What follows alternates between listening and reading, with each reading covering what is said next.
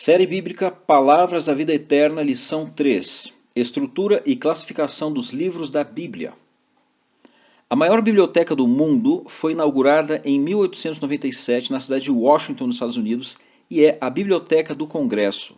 Ela tem um acervo atual de 160 milhões de itens catalogados, dos quais 32 milhões são livros e publicações disponíveis em 470 idiomas. Ela também possui 61 milhões de manuscritos, a maior coleção de livros raros dos Estados Unidos e uma extensa coleção de outros materiais gravados. A Bíblia Sagrada também é uma biblioteca.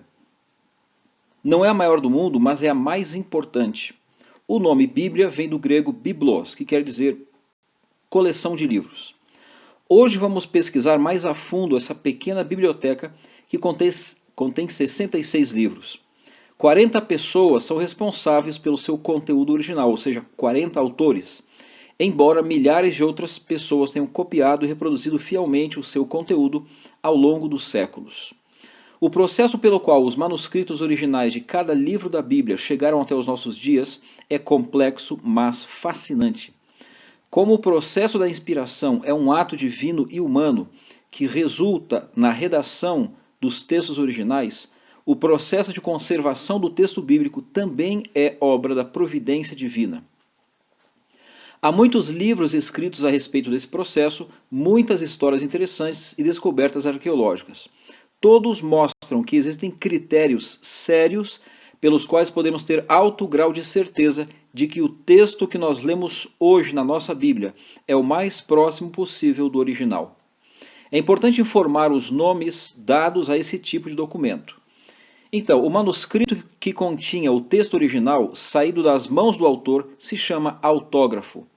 Não existem mais autógrafos à disposição dos estudiosos hoje, mas existem cópias.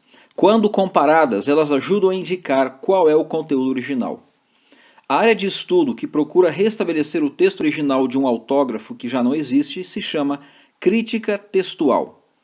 Gerações de escribas judeus conservaram com impressionante exatidão os textos hebraicos do Antigo Testamento.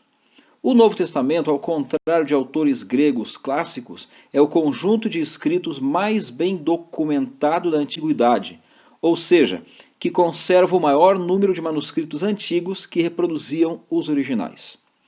Enquanto Platão, Eurípides, Ésquilo ou Sófocles contam com algumas dezenas ou algumas centenas de cópias antigas, produzidas mais de 1000 anos após a morte dos autores. Existem manuscritos do Novo Testamento com uma distância de menos de um século em relação ao autógrafo. Além disso, existem à disposição dos estudiosos mais de 5.500 manuscritos gregos do Novo Testamento, sem contar com os 13.000 manuscritos traduzidos para idiomas como o siríaco, o latim e o copta. Na cidade de Stuttgart, na Alemanha, fica a sede da Sociedade Bíblica Alemã, onde se imprime há muitos anos o Novo Testamento grego, que é uma referência para leitura e pesquisa. O recurso mais interessante desse livrinho é o chamado aparato textual, um conjunto de notas de rodapé que mapeiam, em primeiro lugar, o grau de confiabilidade de um manuscrito que contém aquele trecho da Bíblia. Em segundo lugar, a idade, ou seja, em que século, em que data, mais ou menos, o manuscrito foi produzido. E em terceiro lugar, é justamente o lugar no mundo onde o tal manuscrito está atualmente guardado. Isso quer dizer que com os recursos certos poderíamos ver cada manuscrito e comprovar que o texto que lemos hoje é fidedigno. Os manuscritos mais remotos datam do século III, em alguns casos ao século II d.C. No mundo de ceticismo, onde as pessoas não acreditam que a Bíblia é a palavra de Deus, é importante sabermos que existem esses critérios para classificar a confiabilidade do texto bíblico. Mais uma dica: alguns copistas antigos, muito prestativos, com a melhor intenção, geralmente, eles acrescentaram informações a algumas partes do Novo Testamento. Sempre que isso acontece, entretanto, os editores da Bíblia em português, a edição João Ferreira de Almeida, revista e atualizada, colocaram tais trechos entre colchetes, destacando a interpolação.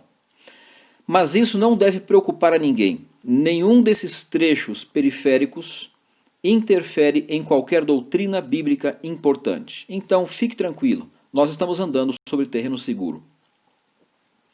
Feita essa introdução, vamos agora analisar a estrutura e a classificação dos livros da Bíblia. Você pode conferir isso no índice geral da sua Bíblia. Em termos de estrutura, a Bíblia tem duas partes, o Antigo Testamento e o Novo Testamento. O Antigo Testamento tem 39 livros que são classificados da seguinte forma. O Pentateuco, que vai do Gênesis até o livro de Deuteronômio, foram escritos por Moisés por volta do século XV a.C. Temos então os livros históricos, que vão de Josué até o livro de Esther, escritos do século XIV até mais ou menos o século V a.C. Depois disso, a próxima seção é a dos livros poéticos, desde o livro de Jó até o Cântico dos Cânticos. Eles não foram todos escritos no mesmo período, mas o seu auge foi no século X, no tempo de Davi e Salomão. Depois nós temos a seção de livros proféticos, divididos em duas partes, digamos, menores. Em primeiro lugar, os profetas maiores, de Isaías até Daniel, mais ou menos do século 8 ao século 5 a.C., e depois os livros dos profetas menores, que vão de Oséias até o último livro do Antigo Testamento, que é o livro de Malaquias, escritos ali por volta entre o século 7 e 5 a.C.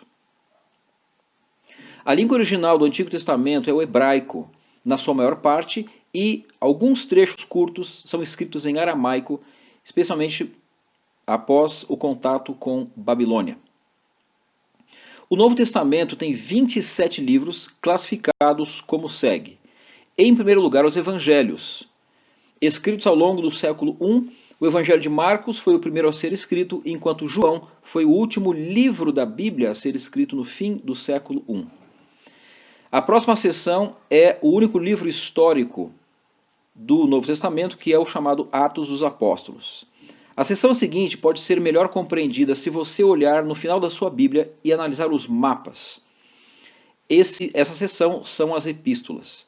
Epístolas são cartas escritas aos cristãos de cidades como Roma, Corinto, a região da Galácia, Éfeso, Filipos, Colossos, Tessalônica.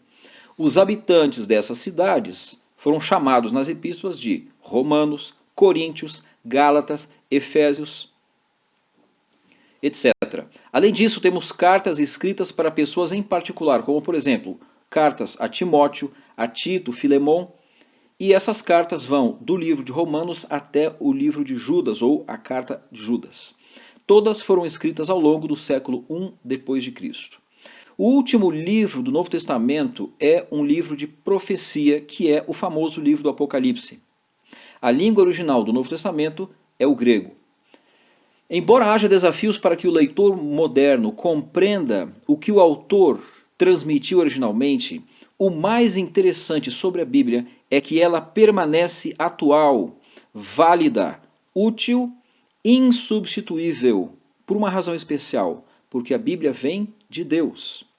Veja comigo o texto de Isaías 40, o verso 8. Toda a carne é erva, e toda a sua glória como a flor da erva. Seca-se a erva e caem as flores, soprando nelas o hálito do Senhor.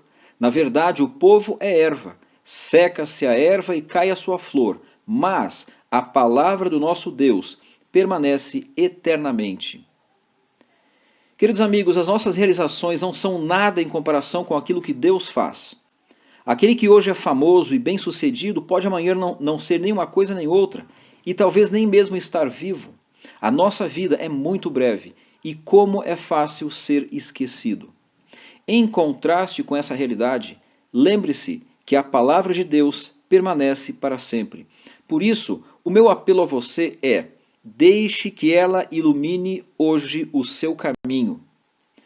Veja o que diz Salmo 119, 105.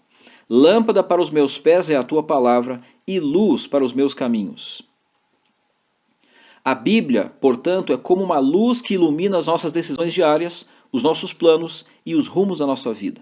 A minha pergunta a você hoje é: você está disposto a deixar que Deus lhe mostre para onde ir?